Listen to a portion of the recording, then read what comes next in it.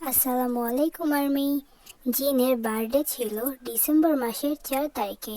So জিন তার birthday উপলক্ষে ওয়েভার্সে লাইভে এসেছিল। সে লাইভে বলছিল যে আর্মি, তোমাদের সবাইকে ধন্যবাদ, কারণ তোমরা সবাই আমাকে উইশ করেছো, যেটা সকালে দেখার পর আমার মন অনেক ভালো হয়ে গেছে। আমি সব সময় তোমাদের মনে রাখবো। আর আমি আমার বার্থডের জন্য একটা কনসার্ট করেছি। সেই কনসার্টে অনেক আর্মিরা এসেছিল আর আমাকে বার্থডে উইশ করেছিল। এটা দেখার পর আমার মন সত্যি অনেক ভালো হয়ে গিয়েছিল।